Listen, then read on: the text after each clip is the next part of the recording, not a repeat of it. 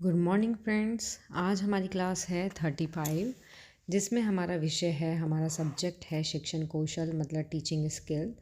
इसके अंदर हमारा टॉपिक रहेगा, मोस्ट इम्पॉर्टेंट टॉपिक हमारा समावेशी शिक्षा, जिसको हम इंग्लिश में इंक्लूसिव एजुकेशन भी कहते हैं। आज का ये पार्ट है आपका सेकेंड, समावेशी शिक्षा का पार्ट फर्स्ट, जिससे पहली वीडियो में हो चुका है 34 नंबर की वीडियो में। ओके, तो उसमें समावेशी शिक्षा के बारे में हमने कुछ पॉइंट्स डिस्कस किए थे। अब जो बाकी के हैं वो हम इसमें डिस्कस करेंगे पार्ट 2 में। ये जो आपकी समावेशी शिक्षा है ये आपकी इम्पोर्टेंट है ऑल टीचर एग्ज़ाम के लिए, सुपर टेट के लिए स्पेशल ये क्लास है आपकी। बट आपका ऑल टीचर एग्ज़ाम के लिए भी ये नोट्स बहुत इम्पोर्टेंट है, महत्वपूर्ण है आपके लिए। ठीक है, तो हम स्टार्ट करते हैं। हमारा आज हेडिंग है समावेशी शिक्षा के अंतर्गत आपकी हेडिंग आती है, आपकी हेडिंग है इसके अंदर समावेशी शिक्षा का महत्व, कि इसका महत्व क्या है। हमने विशेषताएं और सिद्धांत पहले वीडियो में पढ़ा दिए थे। आज हम पढ़ेंगे समावेशी शिक्षा का महत्व। ठीक है, जिसमें हमारा फर्स्ट पॉइंट रहेगा राष्ट्र का विकास। ठीक है, अब राष्ट्र के विकास से क्या तात्पर्य है, इसमें क्या होता है आपका, देश की खुशहाली, एक संगठन के लिए विकास एक अत्यंत महत्वपूर्ण आवश्यक है। मतलब कि जो आपका विकास है वो देश की खुशहाली का एक संगठन है। ठीक है, और उसके विकास के लिए राष्ट्र का विकास एक जो है एक तरह से बहुत महत्वपूर्ण आवश्यकताएं है। ठीक है, जिसमें सभी नागरिक योगदान की सदैव आवश्यकता होती है। जिसमें राष्ट्र के विकास कब होगा आपका, राष्ट्र का विकास आपका तभी तो होगा जब नागरिक क्या करेंगे, योगदान करेंगे उसके अंदर। तो जिसमें सभी नागरिक के योगदान की सदैव आवश्यकता होती है, उसी का राष्ट्र विकास होगा। राष्ट्र विकास तभी होगा तब सब नागरिक एक साथ योगदान करेंगे, या उन सभी के योगदान की आवश्यकता के अनुसार ही हमारा राष्ट्र का विकास होगा। ठीक है, सेकंड पॉइंट आता है हमारा इसमें, सेकंड पॉइंट है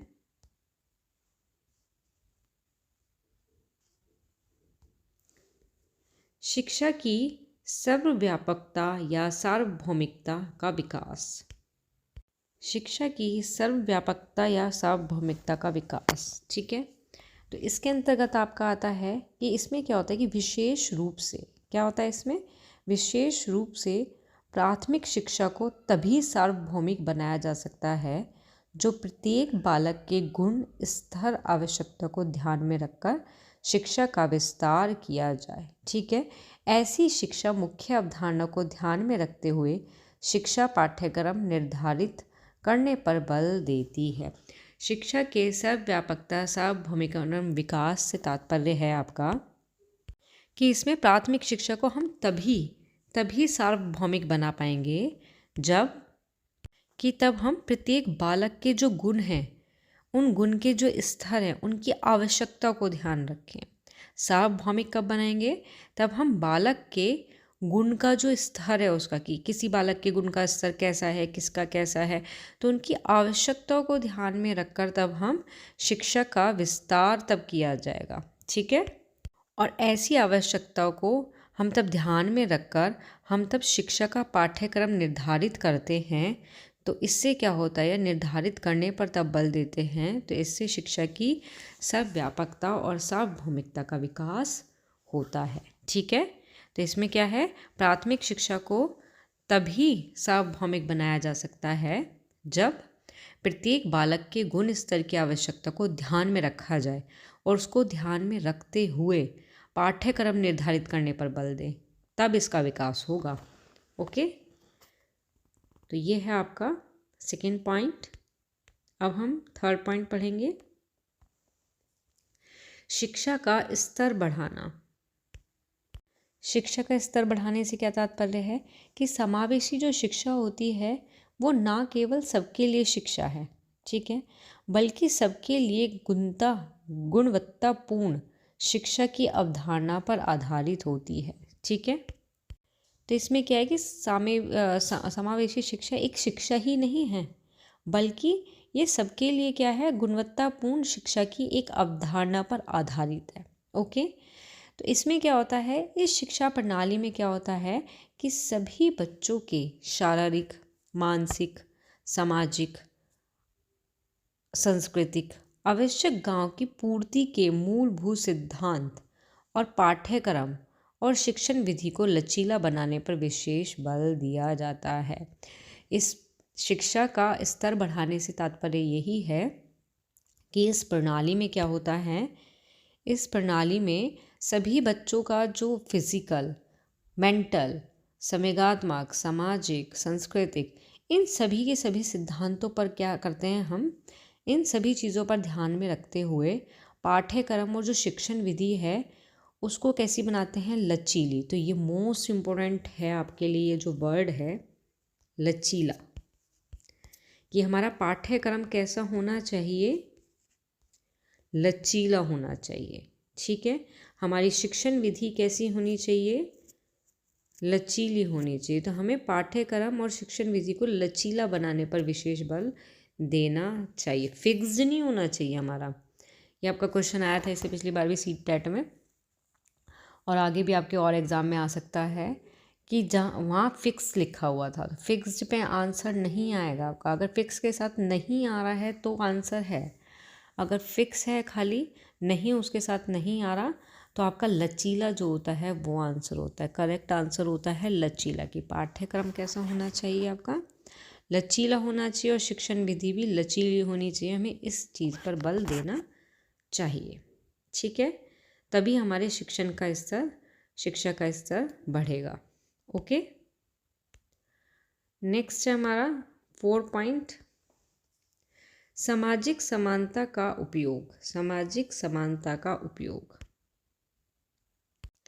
इसमें क्या होता है कि सामाजिक शिक्षा के द्वारा ही क्या होता है कि जो अधिकार होते हैं और जो संभावनाओं से क्या होता है, लाभ होने की समानता का कार्यक्षेत्र समावेशी शिक्षा है। मतलब कि समावेशी शिक्षा वही है जिसके द्वारा अधिकार और संभावनाओं से लाभान्वित होने की समानता का जो कार्यक्षेत्र होता है वही क्या होता है, आपका समावेशी शिक्षा होता है। इसमें क्या होता है, आपका संवैधानिक समानता के जो सिद्धांतों का क्या होता है कि जो व्यक्ति और समाज को तभी लाभ हो सकता है। सामाजिक समानता का उपयोग से तात्पर्य है कि व्यक्ति और समाज को तभी लाभ हो सकता है जब उनके कार्यान्वित किए जाएं। ठीक है,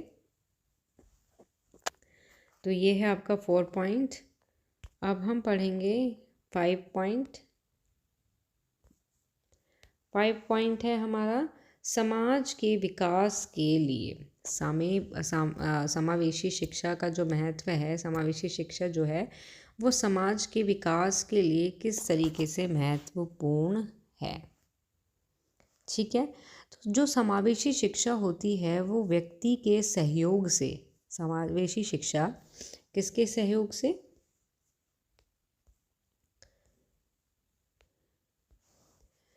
समावेशी विकास के लिए। इसमें क्या होता है कि जो समावेशी शिक्षा होती है वो व्यक्ति के सहयोग से समाज का निर्माण करती है, समाज का निर्माण करती है। तो समाज के विकास के लिए में क्या है कि जो समावेशी शिक्षा होती है यही क्या करती है, व्यक्ति के सहयोग से समाज का निर्माण करता है। ठीक है, तो और क्या होता है इसमें कि व्यक्ति समाज के निर्माण की नींव है। जो व्यक्ति है, जो आपका व्यक्ति है वो क्या है, वो समाज के निर्माण की नींव है। ओके, और क्या आता है इसमें कि व्यक्ति की प्रगति, परिश्रम, प्रयत्न से उनका व्यक्तिगत जीवन संवरता है। समाज के विकास में यह भी है आपका कि व्यक्ति की जो प्रगति होती है, व्यक्ति की प्रगति प्रयत्नों से या फिर परिश्रम जो होते हैं उनसे, सूझबूझ से क्या होता है, उनका व्यक्तिगत जीवन संवरता है। ठीक है, तो ये आपका आता है आपका समाज के विकास के लिए। ठीक है, इसमें क्या होता है कि व्यक्ति की प्रगति या उसका जीवन, व्यक्तिगत जीवन तभी संवरता है जब परिश्रम, सूझबूझ या प्रयत्न किए गए हों। ओके, और इसमें क्या होता है, व्यक्ति के सहयोग से समाज का ही निर्माण होता है। व्यक्ति अगर सहयोग करेगा तो क्या होगा, हमारा समाज का निर्माण होगा, मतलब कि समाज का हमारा विकास होगा। ओके, और जो व्यक्ति है वो ही समाज के निर्माण की एक नींव होती है। ओके, तो ये है आपके समावेशी शिक्षा का महत्व।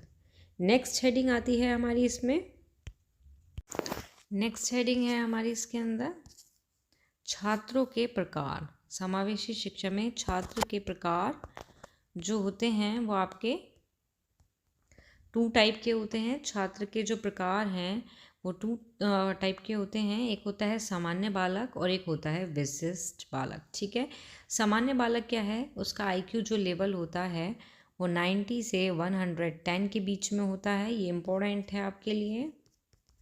ओके, ये क्वेश्चन मोस्टली बहुत बार पूछा गया है कि सामान्य बालक का IQ लेवल कितना होता है। ठीक है, और जो विशिष्ट बालक हैं ये सामान्य बालक से भिन्न होते हैं। जो विशिष्ट बालक हैं वो क्या होते हैं, सामान्य बालक से क्या होते हैं, भिन्न होते हैं। जिनका IQ लेवल कितना होता है, या तो 140 से अधिक होगा, ज़्यादा होगा, या 90 से कम होगा। विशिष्ट बालक वही बालक कहलाएगा जिसका IQ लेवल 140 से अधिक हो या फिर आपका 99 से कम हो। ठीक, सामान्य का 90 से 110 के बीच में और विशिष्ट बालक का 140 से अधिक या 90 से कम। ये मोस्ट इम्पोर्टेंट है आपके लिए, छात्र के प्रकार। ये क्वेश्चन आया भी है और आता भी है। ओके, आगे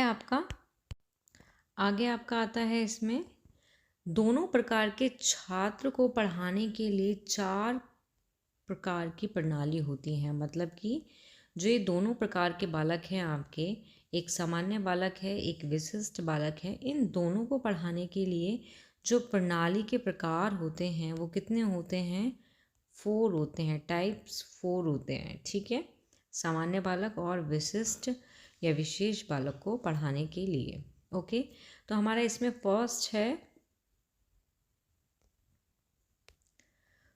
इसमें हमारा सामान्य शिक्षा प्रणाली, सेकंड है विशिष्ट शिक्षा प्रणाली, थर्ड है एकीकृत शिक्षा प्रणाली, 4 है समावेशी शिक्षा प्रणाली। ये 4 टाइप्स की, ये 4 टाइप्स की आपकी प्रणाली हैं जो सामान्य बालक और विशेष बालक को पढ़ाने के लिए प्रयोग में आती हैं। ये एक तरह से प्रकार हैं छात्र को पढ़ाने के लिए। 4 प्रणाली के प्रकार हैं, ये 4 प्रकार की प्रणाली है जिनसे बच्चों को पढ़ाया जाता है। ओके, तो हम सबसे पहले फर्स्ट के बारे में डिस्कस करेंगे। अब आपकी जो फर्स्ट है इसमें सामान्य प्रणाली होती है, इसमें क्या होता है, कोई भी विकलांग बच्चा नहीं होता। इसमें क्या होता है आपका, कोई भी विकलांग बच्चा नहीं होता। ठीक है, जो सामान्य शिक्षा प्रणाली होती है इसमें कोई भी विकलांग बच्चा नहीं होता, इसमें सब सामान्य बच्चे होते हैं जिनको पढ़ाया जाता है। ठीक, अब हमारा सेकंड आता है सेकंड है हमारा, इसके अंदर क्या होता है, विशिष्ट शिक्षा प्रणाली में क्या होता है, केवल विकलांग बच्चे होते हैं, केवल विकलांग बच्चे होते हैं, ठीक है, जो विशिष्ट प्रणाली होती है। उसके बाद आता है हमारा थर्ड, एकीकृत शिक्षा प्रणाली।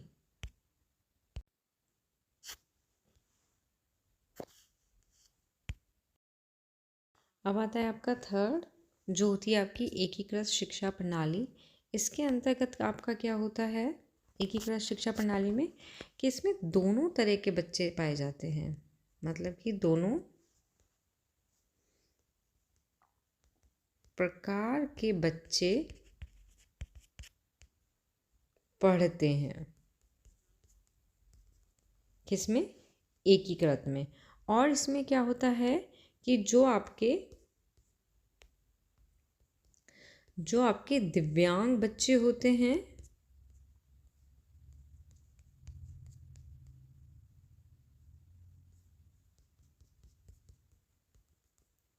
उन्हें अलग से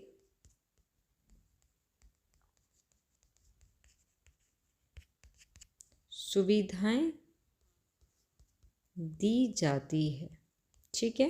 तो एकीकृत शिक्षा प्रणाली में क्या होता है कि इसमें दोनों प्रकार के बच्चे होते हैं, लेकिन जो इसमें आपके दिव्यांग बच्चे होते हैं उनको अलग से सुविधा दी जाती है। ओके, आगे आता है आपका फोर्थ,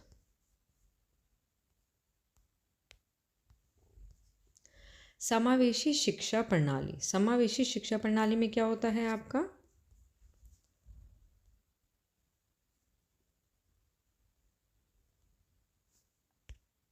इसमें क्या होता है, इसमें भी आपके दोनों प्रकार के बच्चे पढ़ते हैं, दोनों टाइप्स के क्या पढ़ते हैं, बच्चे, ठीक है। समावेशी शिक्षा प्रणाली में सेकंड पॉइंट आता है इसके अंदर,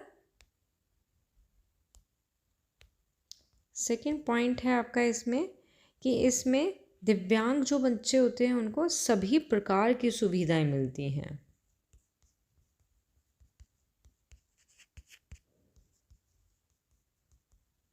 की सुविधा मिलती है। जो आपका एकीकृत था इसमें भी सभी दोनों प्रकार के बच्चे पढ़ते थे, लेकिन जो दिव्यांग थे उनको सामान्य सुविधा मिलती थी, ठीक है, एकीकृत शिक्षा प्रणाली में। लेकिन समावेशी शिक्षा प्रणाली में क्या होता है, सभी प्रकार की शिक्षा मिलती है, किसको, सभी प्रकार की सुविधाएं मिलती हैं, किसको, जो दिव्यांग बच्चे होते हैं। एकीकृत में सामान्य सुविधा, लेकिन समावेशी शिक्षा प्रणाली में उनको सभी प्रकार की सुविधाएं मिलती हैं, ठीक है। और इसमें क्या होता है, इसमें प्रशिक्षित अध्यापक भी होते हैं। समावेशी शिक्षा प्रणाली में प्रशिक्षित अध्यापक होते हैं, ओके। और इसमें दिव्यांग शौचालय भी होते हैं। मीन्स समावेशी शिक्षा प्रणाली में क्या होता है, तब बताया गया है कि हर तरीके की सुविधा मिलती है, तो इसमें जो शौचालय होते हैं वो दिव्यांग शौचालय भी होते हैं, ठीक है। तो आपकी ये क्या थे, ये थी आपकी दो छात्र को पढ़ाने के लिए प्रणालियाँ, जिसमें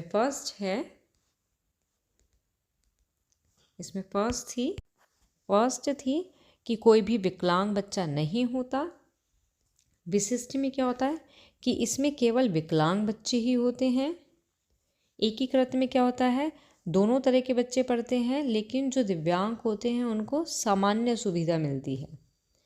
और फोर्थ में क्या होता है कि दोनों प्रकार के बच्चे होते हैं, लेकिन दिव्यांग को सभी प्रकार की सुविधाएं मिलती हैं, उनको शौचालय भी मिलता है दिव्यांग को, और प्रशिक्षित अध्यापक भी मिलते हैं, ठीक है। आगे आपका हेडिंग है इसके अंदर दिव्यांग संस्थाएं, कि दिव्यांग जो बच्चे होते हैं उनके लिए कौन कौन सी संस्थाएं हैं और ये कहाँ पर हैं, ठीक है। तो हमारी हेडिंग आती है अब दिव्यांग संस्थाएं, जो इम्पोर्टेंट है आपकी। तो फर्स्ट आपकी आती है, फर्स्ट है आपकी NIVH। NIVH, तो N का मतलब हुआ नेशनल, I से इंस्टीट्यूट, V ऑफ, B से हो गया विजुअली, और S से हो गया हैंडीकैप्ड। तो हमारी इसकी फुल फॉर्म हो गई national institute of visually handicapped, जो कहाँ पर है आपका, देहरादून में है। ठीक है, तो यहाँ आपका विजुअली से मतलब है कि जो नेत्रहीन बच्चे होते हैं, जो क्या होते हैं, नेत्रहीन बच्चे होते हैं, उनके लिए कहाँ पर इंस्टीट्यूट है, देहरादून में। ठीक है, इसकी फुल फॉर्म है NIVH, national institute of visually handicapped. ठीक, सेकंड है आपका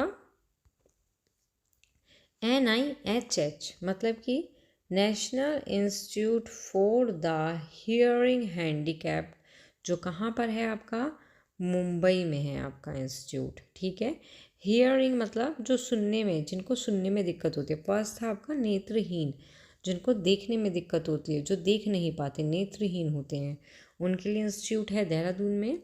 और जो आपका हियरिंग, जो सुन नहीं पाते, उनके लिए कहाँ पर है आपका, मुंबई में, national institute for the hearing handicapped. ठीक है, आपका थर्ड आता है NIMH, national institute of mental health. ये कहाँ है आपका, सिकंदराबाद में। तो ये आपके इसके अंदर वो बच्चे आते हैं जो मानसिक रूप से अस्वस्थ रहते हैं, या मानसिक रूप से स्वास्थ्य के लिए, मानसिक स्वास्थ्य से रिलेटेड इंस्टीट्यूट आपका कहाँ है, सिकंदराबाद में। ठीक है, मेंटल हेल्थ, मानसिक स्वास्थ्य का जो नेशनल, राष्ट्रीय जो क्या है इंस्टीट्यूट है, वो कहाँ पर है, सिकंदराबाद में। ओके, 4 है आपका NIOH, national institute of the orthopedically handicapped. ठीक है, तो ये कहाँ पर है आपका, कोलकाता में। कहाँ है, कोलकाता में। तो यहाँ ऑर्थोपेडिकली हैंडीकैप से आपका तात्पर्य है जो विकलांग बच्चे होते हैं, मतलब जिनकी हड्डियों में प्रॉब्लम होती है, जोड़ों में प्रॉब्लम होती है। ठीक है, ये सभी जो होते हैं, इन समस्याओं से जो जुड़े होते हैं, तो वो क्या कहलाते हैं, वो आपके ऑर्थोपेडिकली हैंडीकैप्ड के अंतर्गत आते हैं। तो इसके लिए जो इंस्टीट्यूट है वो कहाँ पर है आपका, कोलकाता में। ठीक है, नेक्स्ट है आपका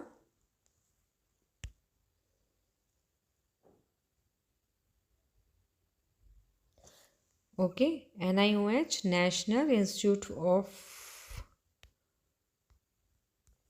of the orthopedically handicapped, Kolkata में, जो हड्डियों के लिए है आपका। ठीक, हड्डी जोड़ों में दर्द के लिए। नेक्स्ट आता है, नेक्स्ट है आपका 5, प्रतिभाशाली बच्चों के लिए क्या होता है, ज्ञान प्रौद्योगिकी संस्था है, जो कहाँ पर है, पुणे में है। जो प्रतिभाशाली बच्चे होते हैं उनके लिए ज्ञान प्रौद्योगिकी संस्था है, जो कहाँ पर है, पुणे में।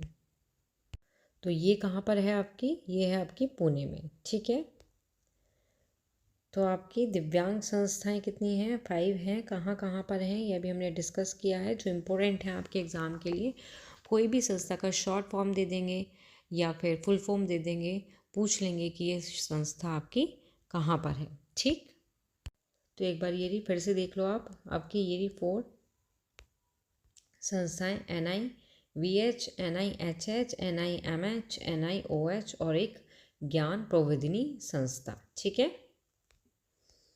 तो याद रखने की देहरादून, मुंबई, सिकंदराबाद में है। और ये आपके छात्र के टाइप्स हैं, सामान्य बालक और विशिष्ट बालक, जिनका IQ लेवल कितना होता है, 90-100 के बीच में, और 140 से और 90 से कम, ये होता है विशिष्ट बालक का। और इनकी क्या होती हैं, 4 प्रणालियाँ होती हैं। ठीक, आगे हम पढ़ेंगे इसमें, आगे आपका हेडिंग आता है इसमें आगे हेडिंग है अधिगम अक्षमता। इसमें क्या होता है आपका, कुछ बच्चे पढ़ने लिखने, मौखिक अभिव्यक्ति, शब्दों का उच्चारण, तर्क शक्ति, गणितीय कौशल आदि को समझने में कमज़ोर होते हैं। इस प्रकार की अक्षमता को अधिगम अक्षमता कहते हैं। मतलब कि कुछ छात्र ऐसे होते हैं आपके जो पढ़ने लिखने में, मौखिक रूप से अभिव्यक्ति करने में, शब्द का उच्चारण करने में, तर्क शक्ति करने में, गणित कौशल करने में, इन सब चीज़ों में क्या होते हैं, समझने में कमज़ोर होते हैं। तो इस प्रकार के जो बालक होते हैं या उनकी अक्षमताओं को हम क्या कहते हैं, अधिगम अक्षमता कहते हैं। ठीक है। अब जो आपकी अधिक्षमता होती है ये हमारी कई प्रकार की होती है। जो किस तरीके से है, देखो कौन कौन सी होती है।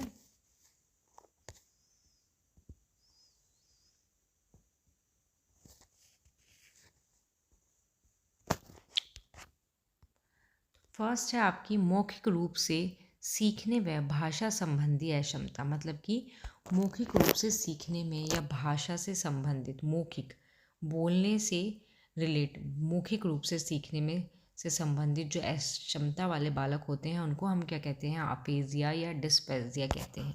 ठीक है। सेकंड होते हैं हमारे पढ़ने की अक्षमता, जो पढ़ने में प्रॉब्लम करते हैं, मौखिक मतलब बोलने में, और सेकंड है आपका पढ़ने में। पढ़ने वाले में ऐसे बच्चे जो पढ़ नहीं पाते, पढ़ने में उनको प्रॉब्लम होती है, कठिनाई होती है, उनको हम बोलते हैं डिसलेक्सिया और एलेक्सिया। जो डिसलेक्सिया वाला ये क्वेश्चन है ये इम्पोर्टेंट है, ये आपका एग्ज़ाम में मोस्टली आता ही आता है, बहुत बार आ चुका है और आगे भी इसकी आने की संभावना बहुत ज़्यादा है। ठीक है। थर्ड पॉइंट आता है आपका इसके अंदर लिखने की अक्षमता। तो जो लिखने में प्रॉब्लम होती है, जिन बच्चों को जो सक्षम होते हैं लिखने के लिए, उनको क्या बोलते हैं हम, एग्राफिया, एप्रेक्सिया, डिस्ग्राफिया या डिस्प्रेक्सिया। ठीक है। ये सभी कहते हैं जो लिखने में प्रॉब्लम करते हैं, ये भी आपका इम्पोर्टेंट है। फोर्थ है आपका गणित संबंधी, जिसको हम बोलते हैं डिसकैलकुलिया। ठीक। तो ये आपके क्या हैं, अधिगम क्षमता के प्रकार हैं। ओके। अब इनको थोड़ा डिटेल में पढ़ेंगे एक एक को, किसके अंदर क्या क्या चीज़ें होती हैं, किस तरीके की होती हैं। जैसे आपका फर्स्ट मौखिक में अफेजिया है, डिस्पेजिया है, ये है तो मौखिक रूप से। अब दोनों में थोड़ा थोड़ा सा डिफरेंस है, उस डिफरेंस को देखो। ठीक। तो हमारा इसमें फर्स्ट पॉइंट आता है, फर्स्ट है हमारा अफेजिया। ठीक। अफेजिया में क्या होता है, इसमें पीड़ित छात्र मौखिक रूप से सीखने में, अपने विचारों को अभिव्यक्त करने में कठिनाई का अनुभव करते हैं। मतलब जो आपके इसमें छात्र होते हैं, पीड़ित छात्र होते हैं, वो मौखिक बोलने से, मतलब जो बोलने में जिनको प्रॉब्लम होती है, मौखिक रूप से सीखने में या अपने विचार को अभिव्यक्त करने में। मतलब अपने विचार, अगर कोई बच्चा है वो अपने विचारों को दूसरों के सामने अभिव्यक्त कर रहा है, बता रहा है, तो उसको उसमें कठिनाई का अनुभव होता है। ठीक है। तो ये आता है एफेजिया के अंदर। सेकंड है आपका डिफेजिया। डिफेजिया में क्या होता है, बातचीत करने में आंशिक या पूर्ण अक्षमता होती है।